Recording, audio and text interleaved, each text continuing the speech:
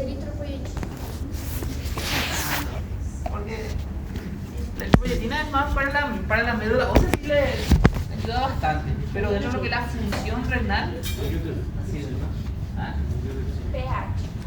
No, o sea, cuando yo pido perfil renal, ¿qué estudio estoy pidiendo? ¿Qué quiero saber sobre el riñón? Ya me dijo urea, después tiene creatinina, albúmina, proteínas, glucosa, ¿qué más? ¿Ah? O sea, para hemograma. ¿Qué más? Renina. No tanto. Insulina. Sodio no tampoco. Y eso van a ser entonces electrolitos, ¿verdad? Iones, como sodio, potasio, cloro, todos son electrolitos. Perfecto. Después, otro, ¿qué más? ¿Ah? Nunca no pH. También, el pH justamente de la orina, eso no se va a evaluar la función renal. ¿Sí? ¿Sabemos qué valoras? Ah, insulina, ¿no? ¿Qué pasó? La insulina, Insulina no. ¿no? Glucosa sí. Esto sí. Todo no, eso es más para hemograma. Porque ¿cuál es la función renal? La función renal es filtrar, ¿verdad? O sea, para eso sirve el riñón, para filtrar elementos que están en la sangre, ¿verdad? Entonces, el perfil renal yo pido justamente para evaluar elementos que están presentes en sangre, que son eliminados por orina, ¿sí? ¿Cuáles son justamente esos elementos? Urea, creatinina, ácido úrico, electrolitos, ¿sí? Proteínas como por ejemplo la albúmina y la glucosa, ¿verdad? Son los más comunes. ¿Hay otros más? También. ¿Hay más? Sí, hay más, ¿verdad? Pero para eso sirve el perfil renal. Cuando nosotros pedimos perfil renal es para evaluar la función del riñón, como órgano que filtra la sangre para eliminar justamente a través de la orina algunos productos de desecho, ¿sí?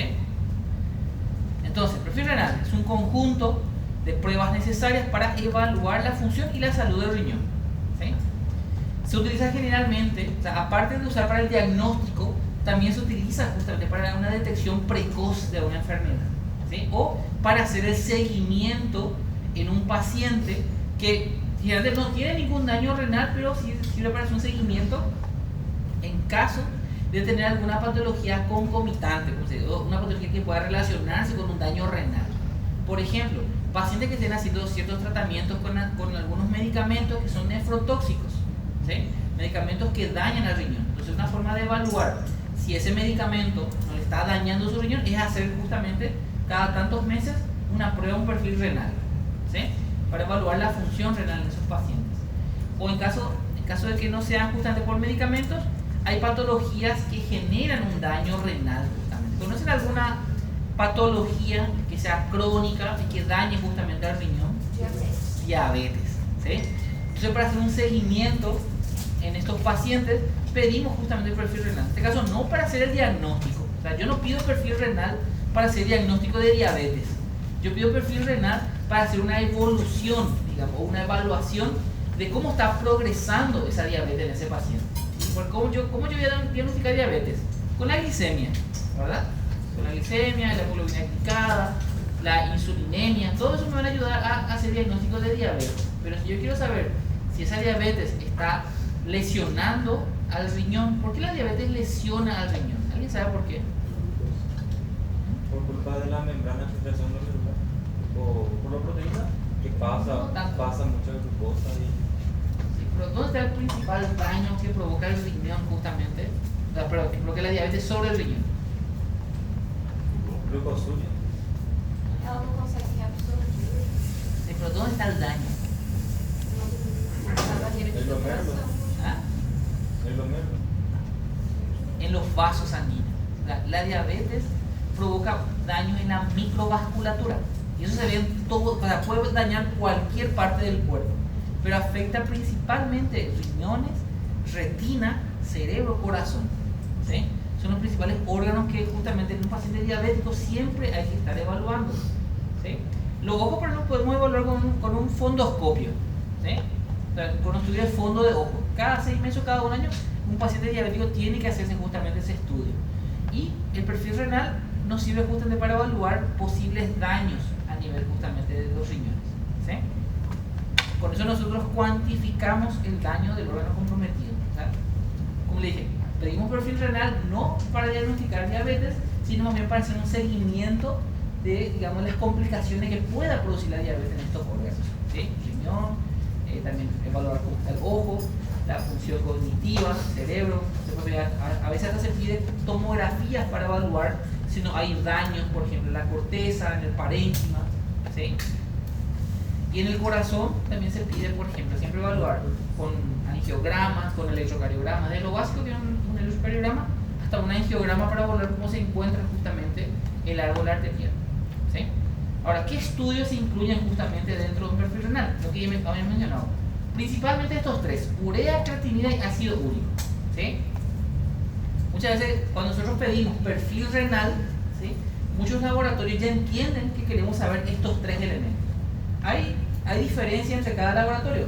Inclusive hay laboratorios que si vos le pedís perfil renal no te hacen nada, porque no existe eso para ellos. Vos tenés que escribir urea, creatinina, ácido úrico, ¿sí?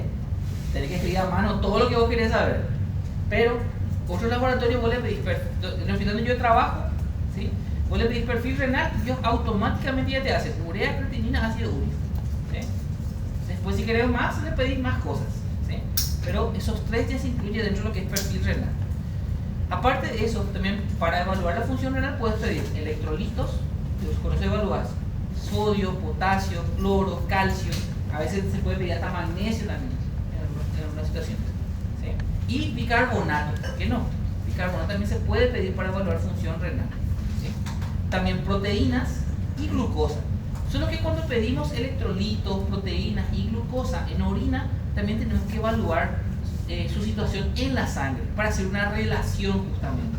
Por ejemplo, entre la cantidad de proteínas que está en la orina y la cantidad de proteínas que tengo en la sangre. O glucosa, la cantidad de glucosa que estoy perdiendo por orina y la cantidad de glucosa que tengo en la sangre, ¿sí? Siempre hay que hacer una relación. Pero con eso nada más, o sea, con un hemograma y con un examen de orina, no me basta muchas veces para ver la situación real del riñón. A veces suelen llegar resultados laboratoriales normales inclusive. O sea, todo un perfil renal normal, electrolito normal, proteína normal, glucosa normal, todo normal, ¿sí? Pero aún así hay sintomatología que sugiere un daño renal. Otros síntomas, hay pacientes de calambre, siente dolor. Entonces muchas veces hay que pedir estudios imagenológicos. Se puede ver desde una radiografía hasta una tomografía o una ecografía, ¿sí?, un ultrasonido. Entonces vemos la morfología del riñón a veces. Adelante, pase. ¿Sí? Entonces, el perfil renal, o sea, el estudio del riñón, abarca justamente desde estudios de sangre, de orina y también imagenológicos, ¿sí? Eso asociado siempre a la clínica que presenta el paciente. ¿Qué clínica justamente va a presentar este paciente? O sea, ¿qué síntomas nos van a sugerir a nosotros sobre un posible daño renal? Puede ser desde lo más simple, desde lo más genérico, hasta lo más específico. ¿Qué puede ser algo genérico, algo simple? Fatiga, cansancio, ¿sí?, dolores articulares y musculares, ¿sí?, algo que puede ser explicado con cualquier otra patología, ¿sí? De repente, hasta con el ejercicio intenso, una persona puede tener fatiga y cansancio y dolor muscular, ¿sí? Muchas veces pasa desapercibido de que todo ese cansancio y ese dolor es de origen renal. ¿Por qué puede ser de origen renal? Porque, como dijimos, los iones, ¿sí?, sodio, potasio, cloro, se regulan justamente a este nivel. Si hay una alteración en esta regulación, repercute en las fibras musculares, por ejemplo, ¿sí?, y genera calambre, genera dolores articulares, dolores musculares, todo lo demás, ¿sí? Entonces puede ir desde lo más simple hasta inclusive problemas mucho más específicos y más objetivos, como por ejemplo alteraciones en la orina, ¿sí? Adelante, pues no. Pase.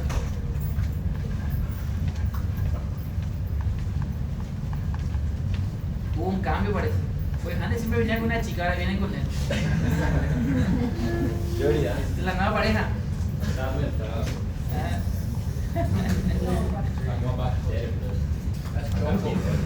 Chongo. Mejor amigo. ¿Viste su remera, doctor? Drake dice. Ay, cara. Y creo que es verdad.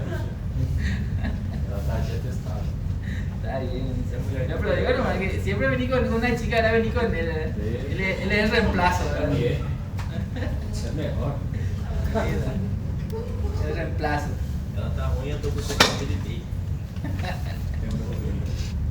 Bueno, entonces, vean, pero los cambios significativos en la orina. ¿Qué cambios puede haber en la orina? Cambios desde la cantidad de orina. O sea, muchas veces pacientes refieren que antes orinaba, por ejemplo, 2 o 3 veces al día, dependiendo de la cantidad de agua que tome, ¿verdad? Y ahora orina más o orina menos. O muchas veces aumenta la frecuencia, no solamente la cantidad, sino la frecuencia en la cual está orinando. Antes orinaba, por ejemplo, cada 5 horas, cada 6 horas, y ahora cada 1 hora ya tiene ganas de orinar. Se va al baño y orina un poquitito. Y así, cada rato. Eso se llama polaquiuria, ¿sí? Cuando el paciente tiene micciones frecuentes pero pequeñas, ¿sí? Polaquiuria. Entonces hay cambios. ¿Qué pasó? Você falou da diabetes. A diabetes tem a ver com a diminuição do potássio. E aí tem essa diminuição por conta da falha renal? No, más que nada, el daño que provoca la diabetes es a nivel vascular. Y ahí sí puede provocar daño también con el potasio. ¿Por qué a nivel vascular, doctor? Y por el depósito justamente de la glucosa se une a otras moléculas, ¿sí? Y genera ese daño, o sea, altera la estructura molecular de diversas proteínas y ahí sobreviene ya un daño prácticamente del tejido.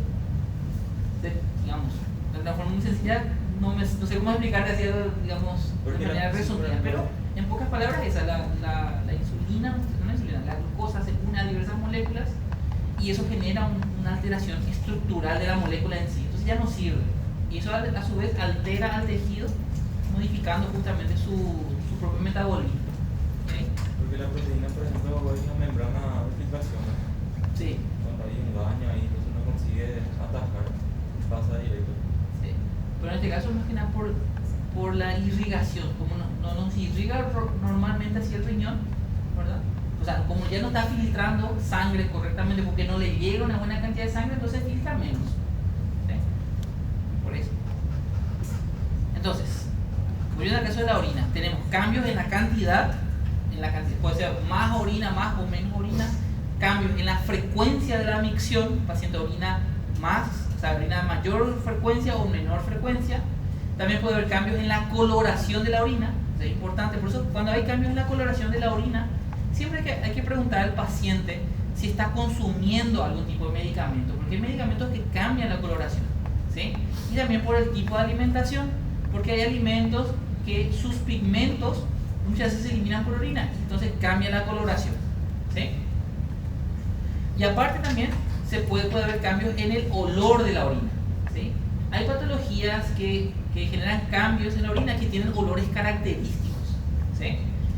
Y en algunos casos, si ustedes quieren investigar, está el sabor, ¿sí? Pero eso ya depende de ustedes, que quieran probar sabor, ¿sí? Pero generalmente cualquier tipo de cambio en la orina sugiere justamente algún tipo de daño renal, ¿sí? Bueno, otro cambio también muy sugestivo de daño renal es el edema, ¿sí? Edema, pero ojo, el edema no es exclusivamente renal, también otras patologías pueden producir edema. ¿Qué, por ejemplo? ¿Cómo? Un linfedema, exactamente, un daño, o sea, una obstrucción del drenaje linfático provoca edema. Después, Hipertensión arterial. una hipertensión arterial, porque hay un aumento de la presión de filtrado, ¿verdad? Perfecto. ¿Qué más? Sí, algo renal, justamente. Pero algo que no sea renal justamente. El riñón funciona bien. Vasos linfáticos. Eso es linfedema, digo ya la compañera. Linfedema, hipertensión, ¿qué más? Puede provocar edema, que no sea renal. ¿Cómo? ¿Qué más? Tá bom. ¿Puede? Sí, una hiponatremia. Puede ocurrir. ¿En qué caso no le puede aparecer hiponatremia? Diarreia, vômito excessivo. Exacto. Cuando hay mucho vómito, no sé, parece que hay hiponatrémico, ¿verdad? Entonces hay fuga de líquido hacia el espacio extracelular. Exacto. Después, ¿qué más puede provocar edema? Hay muchísimas causas. Piensen nomás. Piensen nomás. Insuficiência cardíaca. Una insuficiencia cardíaca, perfecto. Seria hipertensão, porque Una cosa es la hipertensión, otra cosa es la insuficiencia cardíaca. Sí. ¿Verdad? Son dos cosas diferentes. A veces hay pacientes con insuficiencia cardíaca que compensa con una hipertensión. Pero en los dos casos hay edema, ¿verdad? Después, problemas tiroides, problemas hormonales. ¿Qué hormona por ejemplo, puede provocar edema? Tiroides, ¿verdad? ADH, hormona antidiurética, por ejemplo, ¿el aumento o su disminución? El aumento. Aumento, ¿verdad? Porque si vos comenzás a producir mucha ADH, la ADH, ¿qué es lo que hace la ADH? Almacena agua, ¿verdad? Entonces, eso, si hay un exceso de ADH, hay exceso de captación de agua, ¿verdad? Exacto. Después, ¿qué otra hormona también puede provocar edema? ¿Cómo? Aldosterona. ¿Aumento o disminución? ¿Ah? Aumento. Porque, ¿qué es lo que hace la aldosterona? Exacto, aumenta la resolución de sodio y agua. Entonces eso lleva al edema. Perfecto. Un hiperaldosteronismo. Ahí está. Después, ¿qué más? ¿Dónde se produce la aldosterona? Corteza suprarrenal. Puede ser un tumor, por ejemplo, de la corteza. O un tumor hiperproductor de aldosterona. Pero esa aldosterona, ¿de qué depende para poder ser liberado? ¿Cómo? Está bien, sí, tiene mucho que ver. Pero ¿qué otra hormona provoca liberación de aldosterona? ¿Ah? ADH. La puede aumentar, pero hay una hormona que estimula directamente la liberación de aldosterona. ¿Cuál? ¿Cómo se llama? ACTH, ¿sí? Sistema hipotálamo hipofisario, en este caso, corteza suprarrenal, ¿sí? Puede haber un tumor hipotalámico o pituitario con hipersecreción de ACTH, ¿sí? Ahora, perfecto. Están muy afilados ustedes, ¿eh? Muy... Acho que é o primeiro professor do semestre que falou isso pra gente. Está muy bien. ¿Ah? Ahora lo hacemos todo acá. Igual, también puede ser. Todo depende del punto de vista. ¿Sí? Todo depende del punto de vista. HM somos promedio. No, es como me recuerda a la película Forrest Gump. Esa escena de Gump, ¿cuál es tu trabajo, tu única función en el ejército? Hacer todo lo que usted diga, mi capitán, ¿verdad? Un genio de la respuesta de él. Pero depende del punto de vista.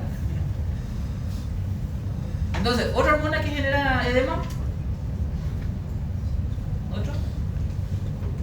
¿Qué más puede provocar captación de líquido? Hay edema. Que não seja renal? ¿Cómo? Que não seja renal? Sí, que no sea renal. Una hormona. Esa es una hormona. Ya dijimos ya. ADH, una antidiurética, aldosterona. Allá dijo unas tiroides, con el hipertiroidismo puede provocar cortisol, ¿verdad? Cortisol, ¿qué más? Natridiurético auricular. ¿Cómo? Ahora no sé qué natridiurético auricular. Ese dijimos ya, la ADH, dijimos ya. No é ADH. ACTH, eso también. Esa es la que provoca liberación de aldosterona. Después, eso también libera cortisol.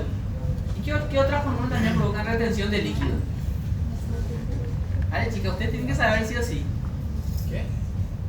Las chicas, estrógeno, progesterona, ¿sí? Hasta la propia testosterona también provoca retención de líquido, ¿sí?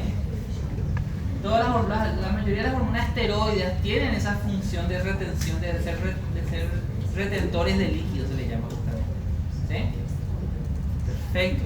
Entonces, edema, ¿verdad? Entonces, cuando hay un edema, siempre hay que descartar, ¿verdad? No todo edema sí o sí va a ser renal, ¿verdad? El edema siempre sugiere un daño renal, ¿verdad? Porque siempre volumen está asociado justamente, o sea, volumen de líquido en el cuerpo asociado al riñón, ¿verdad? Pero no siempre. Por eso siempre tenemos que hacer el diagnóstico diferencial, pensar en las otras opciones. ¿Por qué más se puede producir un edema? ¿Sí? Bueno, a ver. Solo que cuando hay un edema de origen renal, dependiendo, ¿por qué generalmente se produce edema cuando el problema es el riñón? ¿Por qué? Desbalance na excreção e filtração de Puede ser por electrolitos, ¿verdad? ¿Qué desbalance electrolítico va a haber ahí? ¿Qué tiene que haber? ¿Hay mayor pérdida, mayor captación? ¿Qué es lo que está pasando? para ter tener un edema? ¿Eh? Puede haber mayor captación de sodio, por ejemplo, ¿verdad? Eso puede verse justamente con un hiperaldosteronismo, ¿verdad? Que sí que el riñón está captando mucho sodio, por eso capta agua y hay edema, ¿verdad? Después, ¿qué más? Por ejemplo, ¿qué otro tipo de daño? En este caso, un daño más renal que pueda provocar edema. ¿Y por qué? Mira que esto es pregunta de examen, ¿qué hace? Yo le hago pensar como si fuese que me están respondiendo ya para el examen. ¿Cuál es la pregunta? ¿Qué tipo de daño renal así, verdad? Provoca edema. Para mí es la membrana de filtración. Uno de esos. Se dañó y también... ¿Qué pasa entonces ahí? Y se empieza a filtrar porque la cosa deja de ser... Está muy bien, desarrollame tu idea. Deja de ser selectiva y empieza a filtrar cualquier cosa que pasa. ¿Qué por ejemplo va a filtrar que va a provocar un edema? Proteína. Proteína. ¿Qué tiene que ver la proteína con un edema? ¿Ah? ¿Qué pasa? ¿Aumenta o disminuye? Aumenta. Disminuye. ¿Qué es la presión cloidosmótica? Es la presión que ejercen las proteínas, ¿verdad? Pero es una presión que expulsa o que atrae. Atrae. Exacto, la presión cloidosmótica capilar que está dada por las proteínas. ¿Cuál es la principal proteína? Albúmina. Albúmina. ¿Ven que están afilados? Ya saben. ¿Sí? ¿Ven que saben ustedes? ¿Sí? Ustedes no son burros. ¿Sí? Excepto vos sos burro. ¿Ven? Saben todos ustedes. Eso es lo que yo justamente, yo veo cambios, o sea, en la gente. Ustedes quizás no, porque ustedes viven con ustedes todos los días, pero yo les veo a ustedes cada tanto tiempo nomás. Si ustedes se vieran a sí mismos con mis ojos, con lo que ustedes son cuando empezaron recién, están en el primer semestre. Ustedes no dieron a partir del segundo semestre recién, ¿verdad? Con lo que son ahora. Yo veo cambios en ustedes. Hay gente que maduró. ¿Sí? Hay gente que cuando empezábamos recién parece que no le importaba nada. ¿Sí? No tomaba en serio la carrera. Ahora sí parece que no están tomando ya en serio. Ya se están convirtiendo ya en médicos. Están empezando ya el camino del médico. ¿Sí? Y cuando yo ya les veo a mis alumnos que están ya en el 8º semestre, 9º semestre, y ellos por ejemplo ya veo que ya cambiaron prácticamente. Porque la carrera se cambia. Ya toman más en serio, ya tienen más ojeras, ya caminan como zombies acá por la facultad. Y esos se están convirtiendo en médicos. Y veo que muchos ya están madurando. ¿Sí? Son cambios que uno nota. Ustedes quizás no, porque uno no se da cuenta del cambio que uno tiene sobre sí mismo. Pero otras personas sí, yo sí veo esas cosas. Y me enorgullece ver esos cambios porque uno pues siempre se alegra de ver un cambio positivo en otra persona, ¿verdad? Es como, ve cuando entrena un perrito y el perrito pues ya sabe ya orinar, ya sabe se porta bien, ¿verdad? Y así. Entonces cuando ustedes más adelante, cuando sean ya grandes profesionales, yo voy a decir, ese fue mi perrito. Ese yo le entrené. Bueno, entonces edema. O sea, la pérdida de proteínas justamente por orina, ¿sí? Por un aumento de la filtración, se comienzan a perder, o sea, fracasa el filtrado glomerular, entonces las proteínas grandes como la albúmina comienzan a perderse por orina, hace que se disminuya la presión coloidosmótica, entonces el líquido tiene tendencia a abandonar el vaso sanguíneo y se dirige hacia el líquido extracelular, hacia el espacio extracelular, ¿sí? Y provoca edema, ¿sí? Por eso es que cuando hay problemas de este tipo, de origen renal, el edema suele ser casi generalizado, no solamente en miembros inferiores, aparece edema en las manos, ¿sí? En la cara, y cuando se agarra todo el cuerpo, ¿saben cómo se llama un edema generalizado? Anasarca, ¿sí? Anasarca. Entonces, continuando, edema. Ahora también puede haber dolor lumbar. También el dolor lumbar suele ser sugestivo de un problema renal, ¿verdad? Pero no es concluyente tampoco. ¿Qué puede ser? ¿Qué también puede causar dolor lumbar en un paciente? Vamos a hacer diagnóstico así, diferencial. Por ejemplo, le llega usted al consultorio y el paciente le dice, me duele acá, doctor, me duele acá, doctora. ¿Ah? Exacto. Puede ser una escoliosis, ¿sabes? Yo tuve una novia que tenía escoliosis, sufría dolor lumbar todo el tiempo. Duele el lumbar, ¿Qué vos?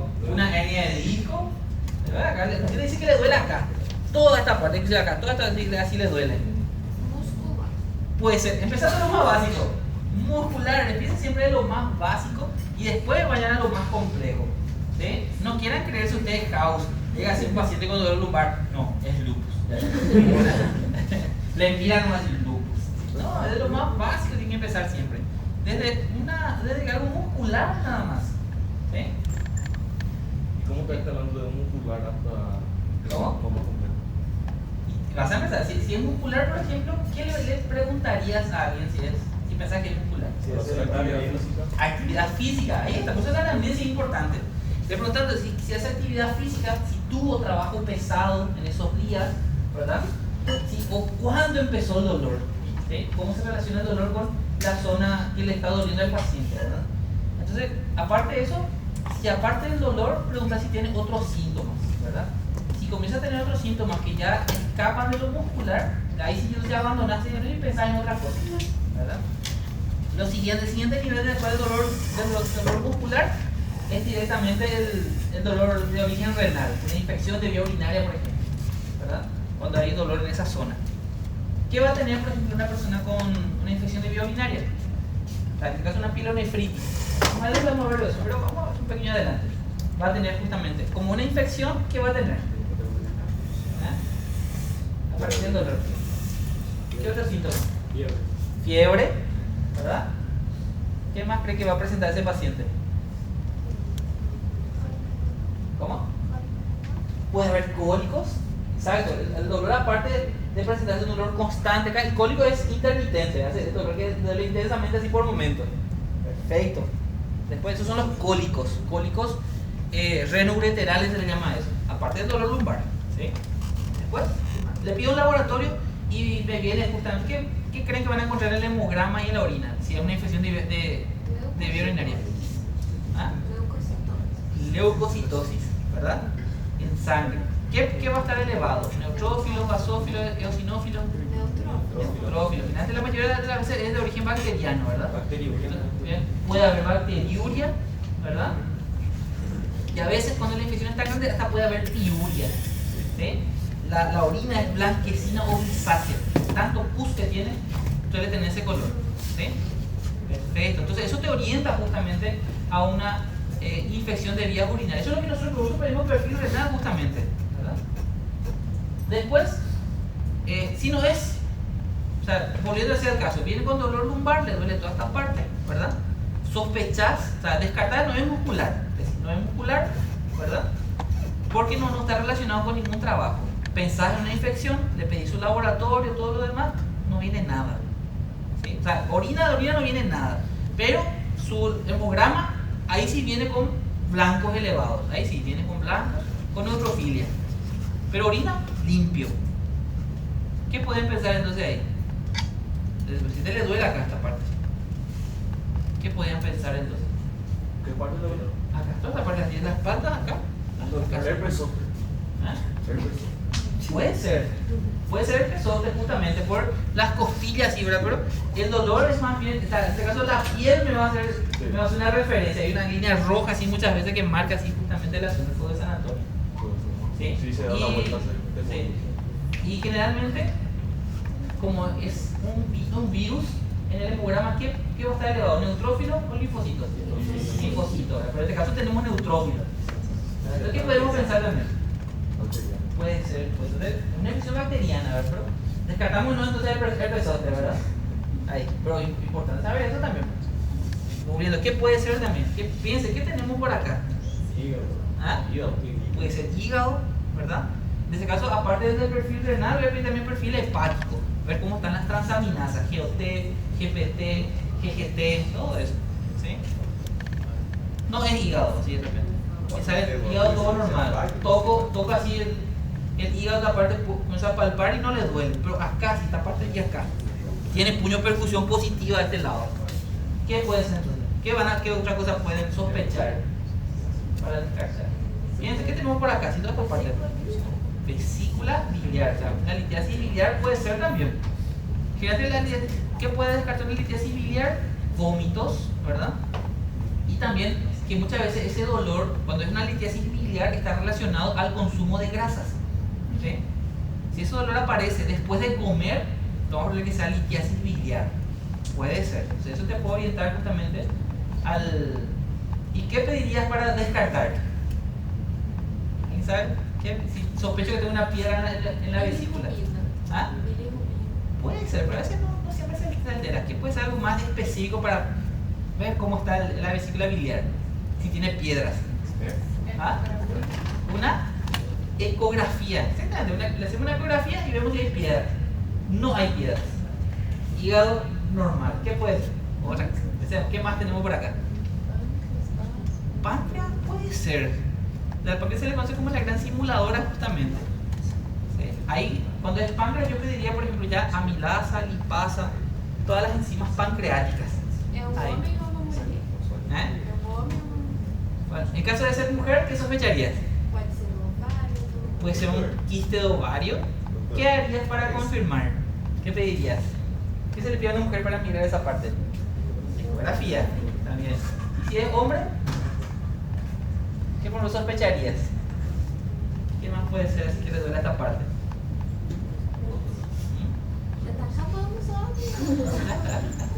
¿Ves cómo así se aprende? Hablando, desarrollando. Específicamente desse lado. Sí, acá, este lado. Toda la parte de El doctor dijo que le duele varias veces ya en el riñón. Eso, y eso es lo que yo quiero que ustedes se saquen esa idea de que no todo el dolor lumbar es renal. Piensen en otras cosas.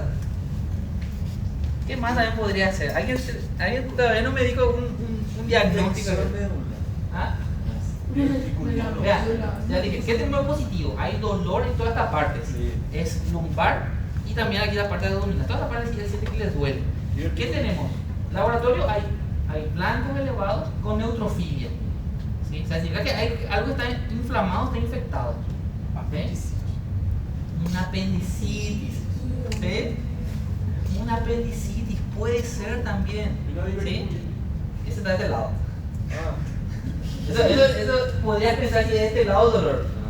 Por el divertículo de Meckel. Ah, bien, la divertículo. Y por así el lado derecho, apendicitis. Perfecto. ¿Sí? En caso de ser mujer, como dijo la compañera, descartar problemas ováricos, quistes de ovarios y esas cosas. ¿Sí? Es que en serio, yo le digo por experiencia prácticamente. Yo demasiadas veces ya me comí muchísimos diagnósticos de pielonefritis y apendicitis. ¿Sí? O sea, ¿cómo pasaba? Venía ese paciente con dolor lumbar, ¿verdad? Y bueno, y por la zona, por tener puño percusión positiva, y nada, no tenía ni fiebre, así nada. Solo dolor lumbar, ¿verdad? Entonces, bueno, quizás una infección de vía urinaria. ¿Sí? Le dábamos así su tratamiento, pedíamos un laboratorio, casi nada, porque como tenía horas de evolución nada más, poco nada estaba alterado. Un poquito así de leucocitosis, de 13.000 de blanco, y hasta ahí, con 80% de neutrófilo. Está ahí. Orina así, nada. O sea, no tenía nada alterado. Entonces pensamos, bueno, quizás sea una infección de vía urinaria por la zona de la ubicación. Le damos su antibiótico, se va a su casa, después de 6 horas vuelve con un dolor más intenso. Y era una apendicitis, había sido. Y pasa lo contrario. A veces viene el paciente con dolor aquí en fosa ilíaca derecha, ¿sí? Sospechás de una apendicitis y no, es una pielonefritis, ¿sí? Porque muchas veces ya me pasó que me llega el paciente con dolor aquí abdominal, y por muchas veces no hay que pensar solamente que le duele todo el abdomen, ¿sí?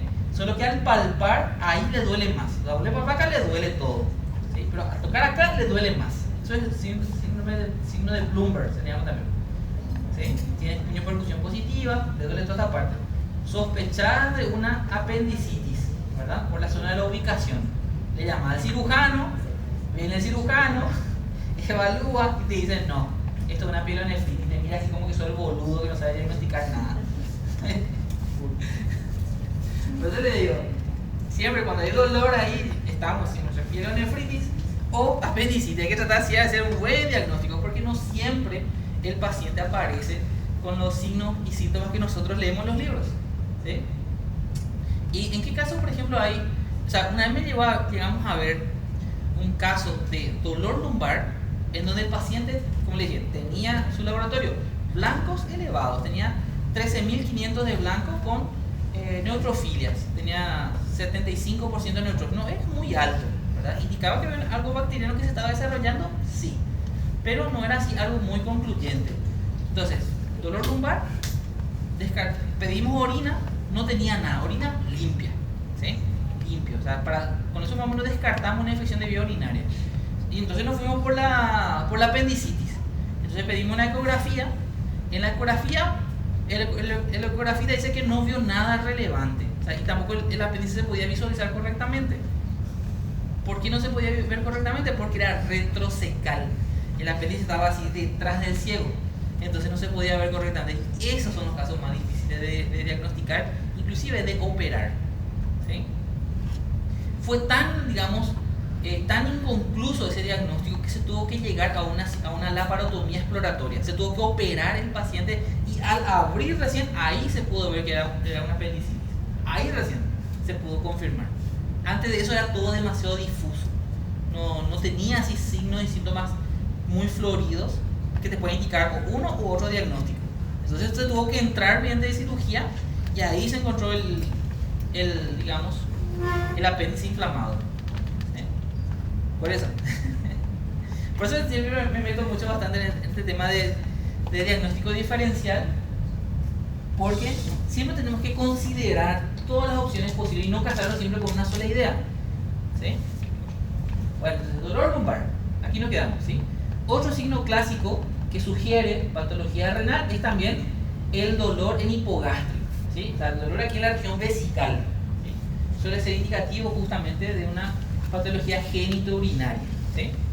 Generalmente cuando nosotros pedimos el perfil renal, o sea, los exámenes laboratoriales, generalmente podemos pedir tanto en ayuna como también de manera libre. Por ejemplo, urea, creatinina y ácido úrico no necesitan ayuno, ¿sí? Vos puedes pedir eso cuando quieras, pero si vas a comparar, digamos, con otros resultados laboratoriales, mejor que se haga en ayuna, ¿sí? Porque así puedes tener también los otros estudios. Puedes pedir perfil hepático, puedes pedir también glucosa, proteína, electrolitos, todo eso. Y eso sí requiere un periodo de ayuno de 8 horas como mínimo, ¿sí? Pero como le dije, perfil renal, lo que es urea, ácido úrico y creatinina, puedes pedir en cualquier momento. No hace falta ayuno para pedir ese tipo de estudios, ¿sí? Y cuando van a pedir ese tipo de estudios, siempre hay que tener en consideración si el paciente está tomando algún tipo de fármacos. Siempre hay que preguntar eso, porque hay fármacos que alteran los resultados del perfil renal. Por ejemplo, la cimetidina, la famotidina y la ranitidina interfieren en la creatinina, ¿sí? En los resultados de creatinina que tiene el paciente. Entonces hay que tener esas consideraciones, ¿sí? Si van a hacer el estudio, pedirle al paciente que no consuma esos medicamentos para que el resultado sea lo más fiable posible, ¿sí?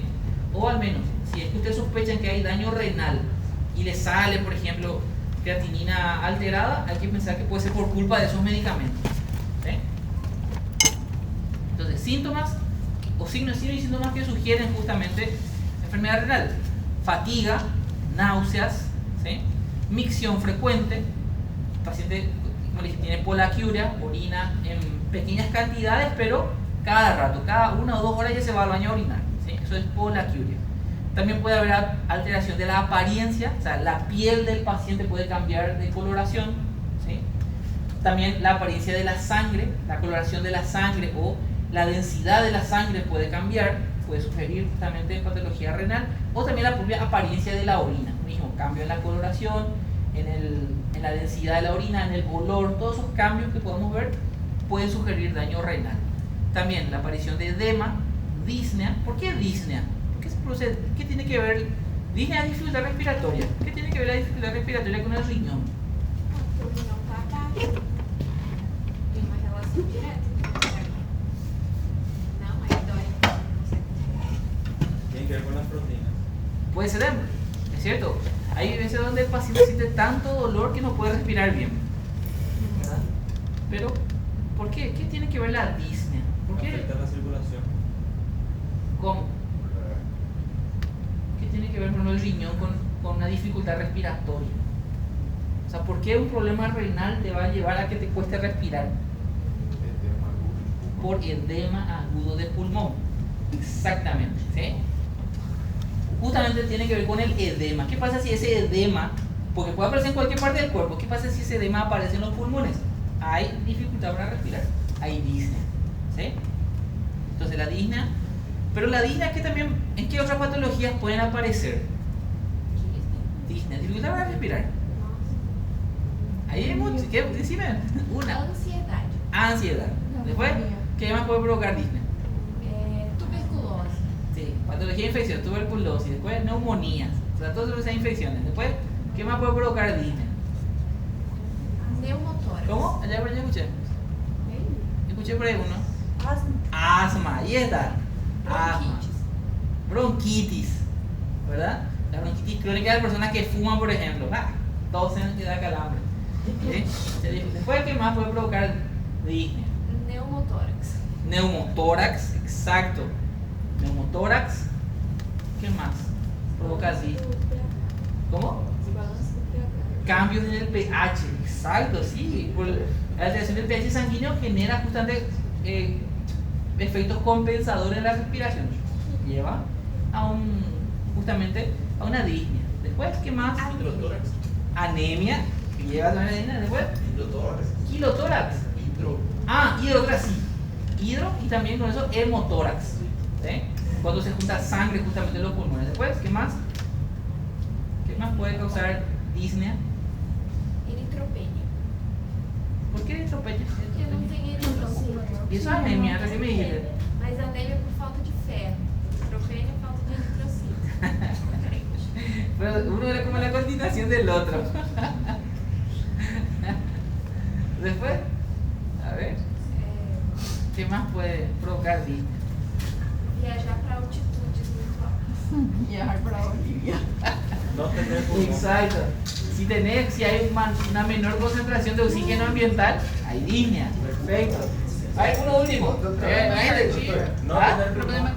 Problemas cardíacos, ahí está, ¿sí? Una insuficiencia cardíaca, por ejemplo, puede provocar disnea. Por la congestión, ¿ven? Me dieron 10 diagnósticos diferenciales de disnea. ¿Sí? ¿Ven? Ya saben. ¿Qué pasó? É loucura eu falar um desvio de septo aí, sei lá. ¿Qué pasó? Se eu falar um desvio de septo, é loucura? ¿Desvío de septo? ¿De qué septo? Não contando. Mas causa uma dificuldade respiratória, né? O sea, dificultad para respirar, sí, pero no te vas a poner, disnea no te va a causar. O sea, vas a tener problemas para respirar por la nariz, pero por la boca vas a poder respirar tranquilamente. ¿Qué pasó? Necesito. ¿Qué hora es? Las 12 en punto. ¿Qué necesito? Bueno, 5 minutos. 15. ¿Sí? Después ya empezamos ya a hablar, vamos a hablar sobre urea. Vale. 15 minutos. Dale. Pero no tarde, porque si no, no vamos a terminar esta clase. Es corta, pero hablamos mucho nomás, por eso se está alargando. ¿Sí? No tarde.